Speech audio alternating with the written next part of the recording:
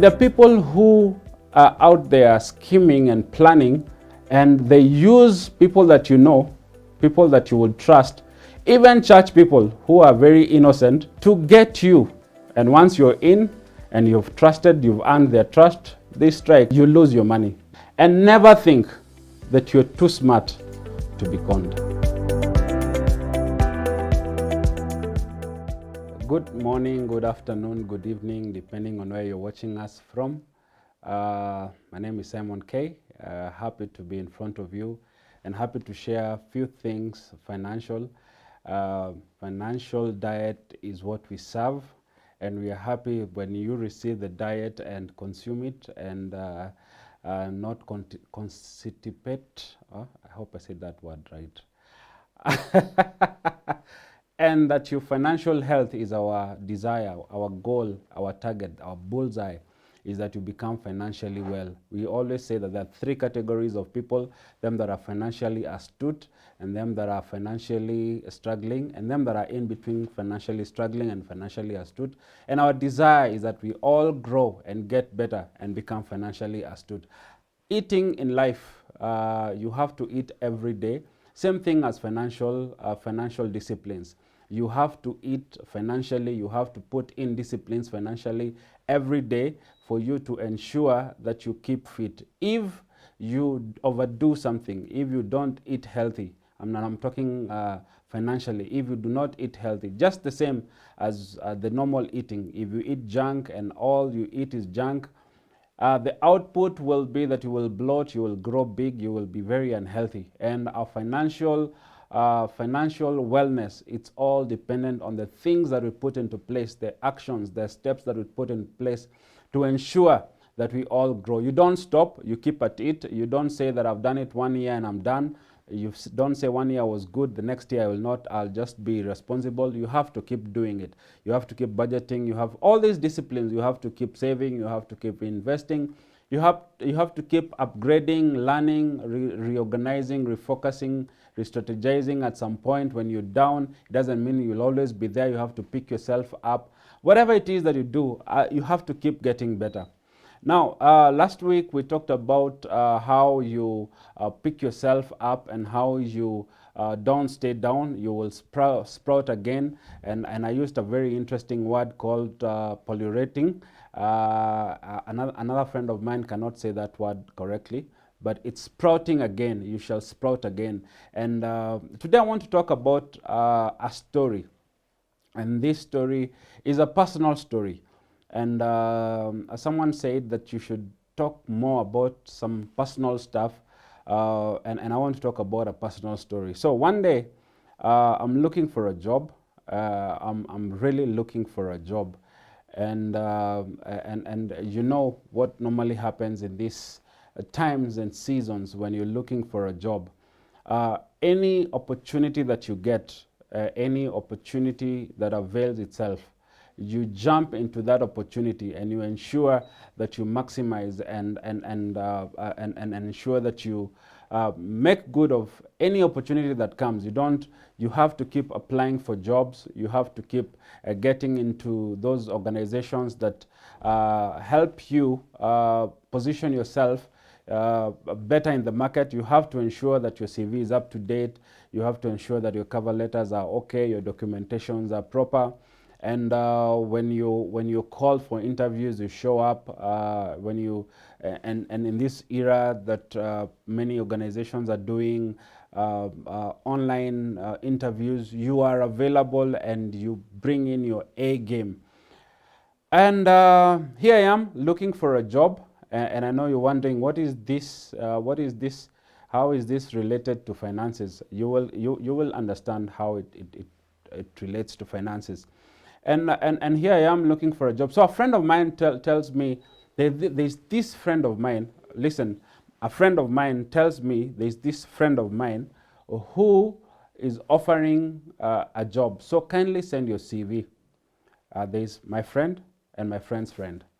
So, and then there's that friend's friend, which is the third person, who I get in touch with, the person that I was to send the CV, the third person.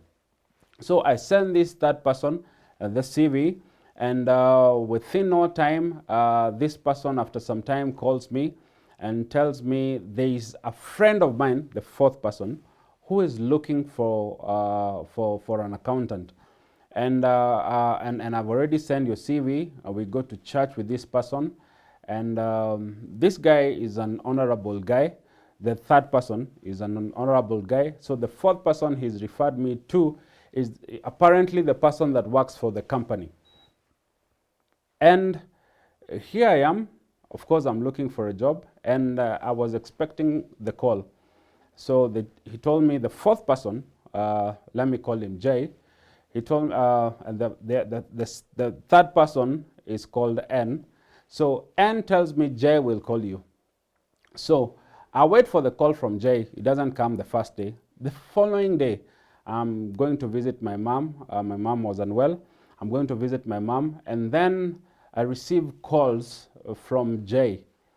And I found missed calls from Jay.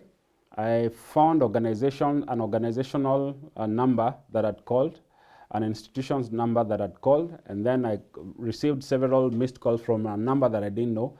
And then N had called me twice and sent me a text telling me that Jay was calling me. Now, we get in touch with Jay, and Jay says that we've been trying to get a hold of you, and there's this opening. It's an internal opening, and we go through the processes. Tells me, don't forget, I've just arrived at my mom's place to visit my mom and check on my mom.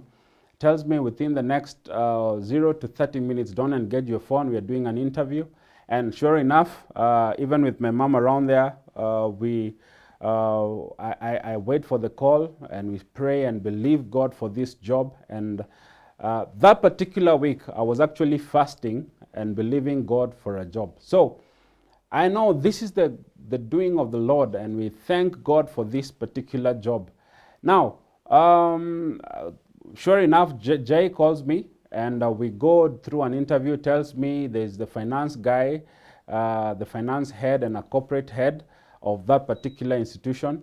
And we do an interview, and he's actually the one that is, guiding me. And you didn't say this, you were supposed to say this, have you done this, And tells me later on that I qualified, I did very well.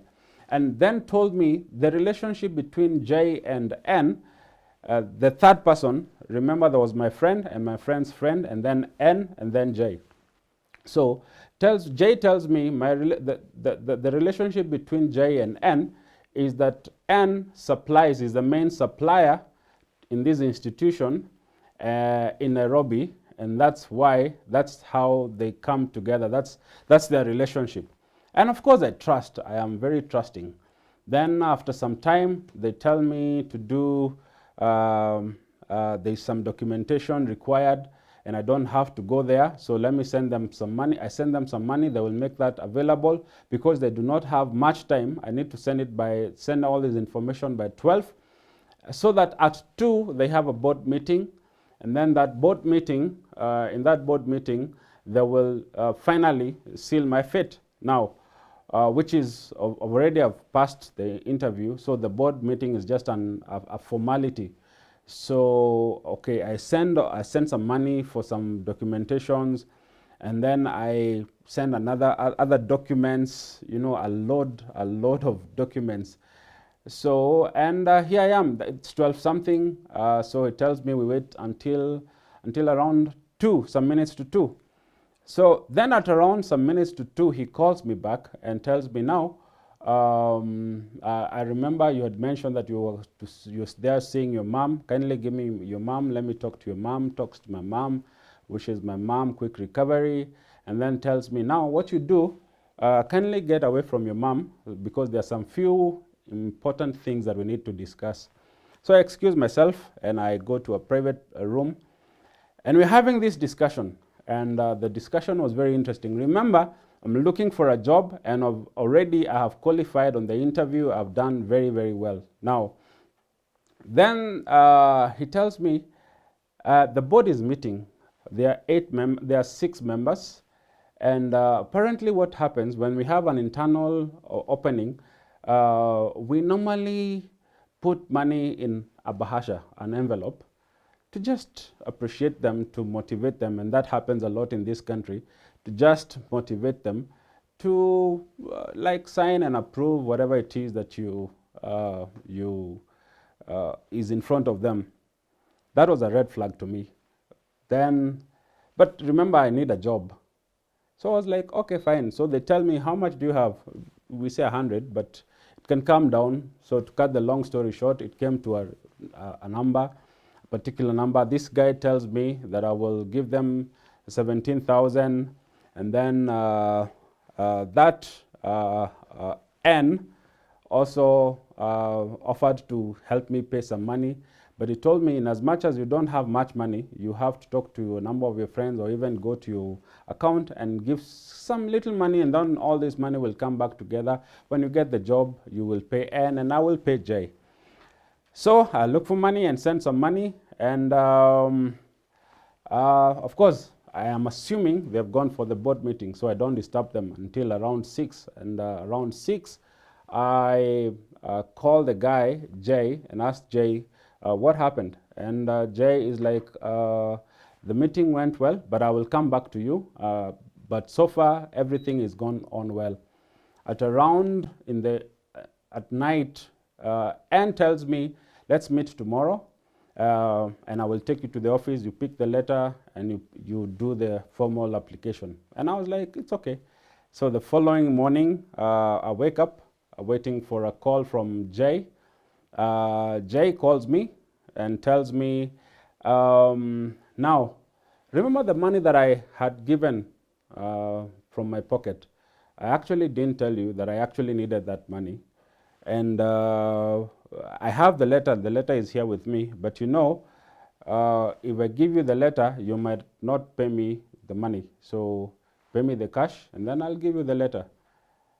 To me, that was a big red flag, a very, very big red flag. Remember, there are some documentations we had paid for. Remember, there's money we had paid, some little money that I had paid for the board. I think I was stupid. I shouldn't have done that. That I'd paid for the envelope. And they had, now this money that I'm being told to pay is money that was apparently supposed to be for what Jay had given. Because Anne had said, my money that you can pay me once you get a job, and utaleta nambuzi to accompany that, and you don't have to, there's no pressure on that. Now, that's when I realized I never thought I'm an accountant, trained accountant. I'm supposed to see red flags, but my hunger for a job, my desire to get a job, blinded me that I couldn't see all these red flags. To cut the long story short, these guys were conmen. Because around when I was asked for the money for me to get the letter, I remembered, oh, by the way, there's a friend of mine, we were with her in college, and she works for this organization. So when I went to her and asked her, by the way, these guys, they so and so, does he work for your organization? Okay, this number, does these two numbers belong to your organization? Told me, no, these numbers don't belong to this organization. And remember, in Truecaller, they were bringing that organization. This guy does not even work for, Jay does not even work for that particular organization. And remember, he was telling me, the letter is ready, and all I need to do is give money, and I get the letter. So, I know you're wondering, why is it that I'm giving this story? Last year, I remember, I was talking about scams and how people get conned. The people who wake up in the morning and they go out there to look for money. And they will come up with very cute, wonderful schemes that will look legit, will look authentic. You know, someone was telling me, I remember that time you said you were praying and fasting for a job. Did God ever tell you that you have to pay for that job? I was like, anyway, God did not tell me I need to pay or give money for that job. Yet here I was, by my desire, blinded by the desire to get this particular job. What am I telling you? People are out there and they will come up with all manner of schemes.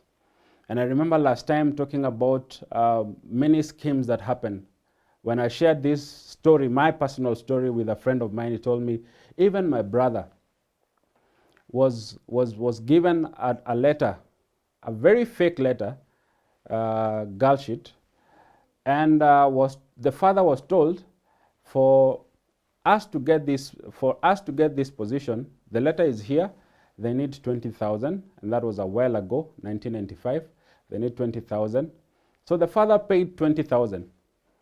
The funny bit of the story, that story of my friend, is this guy actually still got a job from that company, but through a different route, not through this fake scheme.